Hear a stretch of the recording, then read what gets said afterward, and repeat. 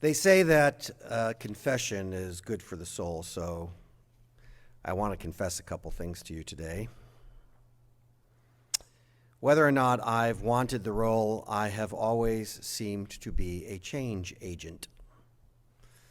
As I have traveled through life and careers, I've tried to look at the future and understand how people and organizations may need to be prophetic and intentional about adapting to what comes next.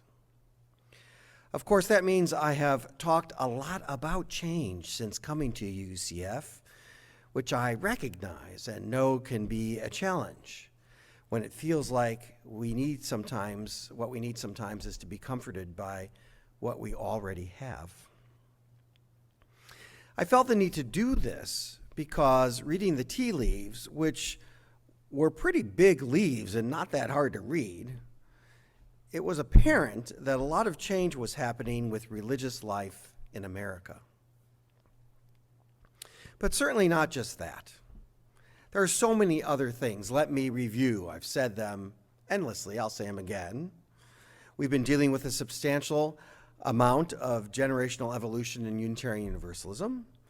There are growing threats to our climate, which are becoming more real every day. And it's hard to ignore the serious threats to our democracy that feel a lot like some form of authoritarian fascism fed by the evil of white supremacy.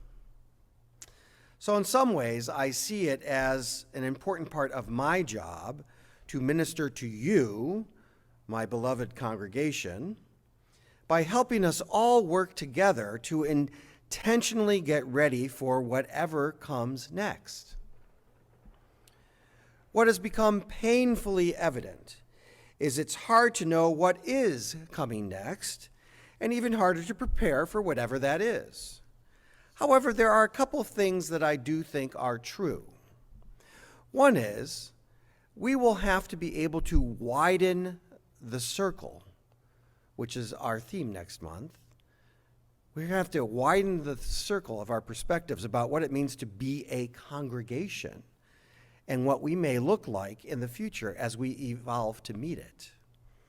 And the other thing is, as I heard a colleague of mine say the other day, our choice as UUs to be united by our behavior instead of our words, to be united by our behavior instead of our words, is a deep agreement about who we are and how we are together.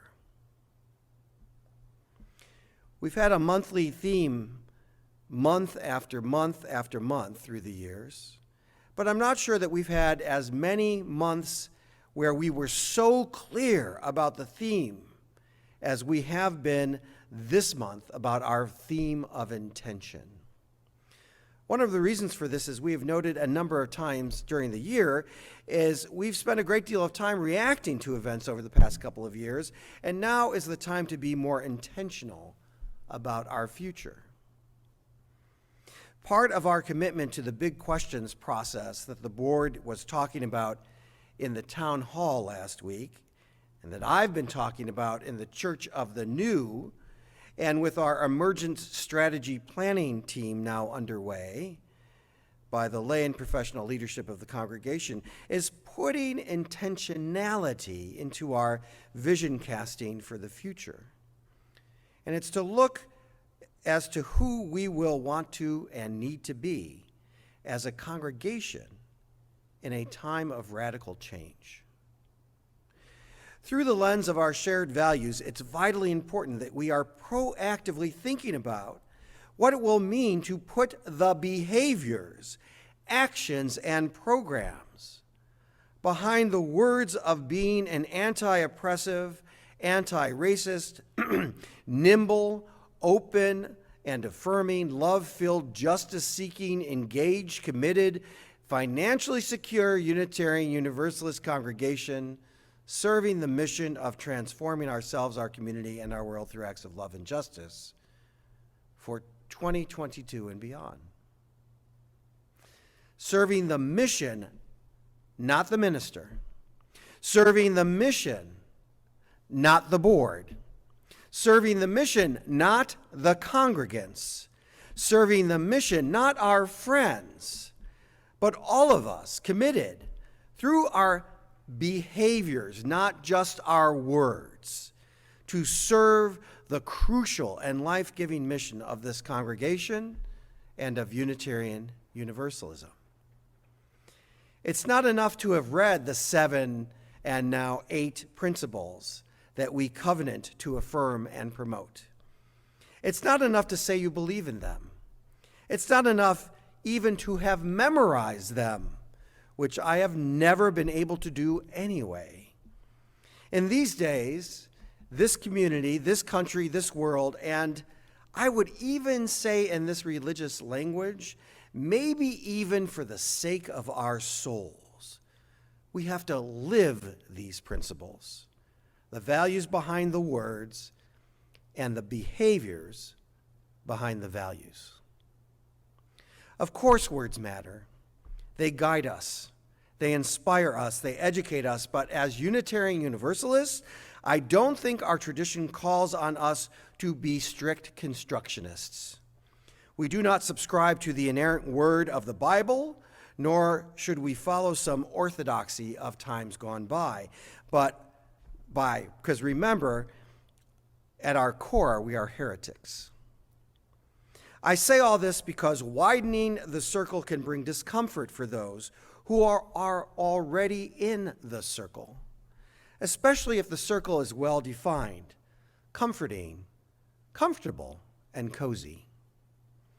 If we are going to be intentional about widening our circle, we will have to look at the music and arts program, the religious education program, the family ministry, worship, and all the other programs and services, and be ready for the meaning of those circles to expand as they need to expand to meet a world that is in a state of rapid change.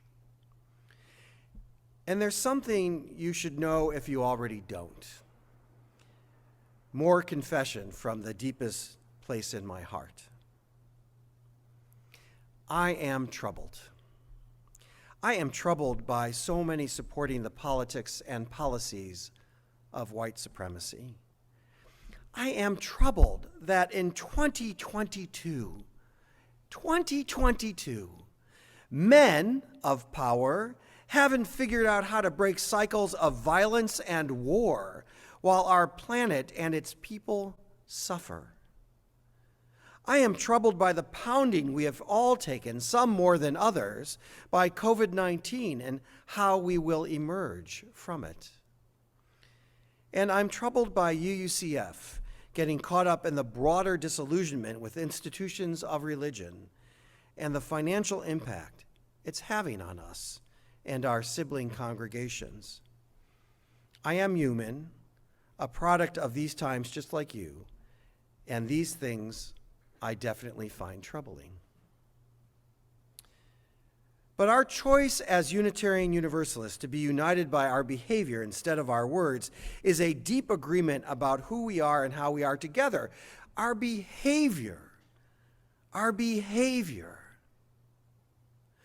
There are so many things for which we can all disagree. There's no one mind in Unitarian Universalism. In fact, that's part of the reason some of us found Unitarian Universalism. Theologian to theologian, generation to generation, person to person, we've been known to struggle with shared agreement, and we're not ever going to agree to the last person. And that's okay. But what I do think is vital for these troubling times is that we unite our behavior. That we intentionally work to widen what we think of as our traditional congregational endeavors. That we intentionally work to center voices that haven't always been heard. That we intentionally believe that this faith is meant to do what it can to help a troubled world find its way. I'm not saying this today because I'm worried about how we have been behaving as a congregation. I'm not. I'm saying this today because this congregation and how it has been reacting to all of this mess is incredible. and in my opinion needs to grow and be amplified. Just to do a little bragging on you, I am filled with the unbelievable brilliance of our children and youth. I am astounded by the efforts of this congregation to feed those who are hungry and support families fleeing their homeland to make a new home in such unfamiliar territory.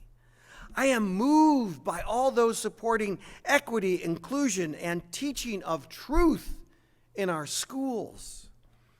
And most of all of you fill me with hope and grace, hope because of the grace, the love, and the resilience of the human spirit that rises forth from this congregation to meet and creatively deal with the challenges of being alive in these days. Fortunately or unfortunately, there's more trouble coming down the pike. And I will continue to hope that the impact of our intentions finds us surviving, thriving, and brilliantly living our mission in the coming years and beyond.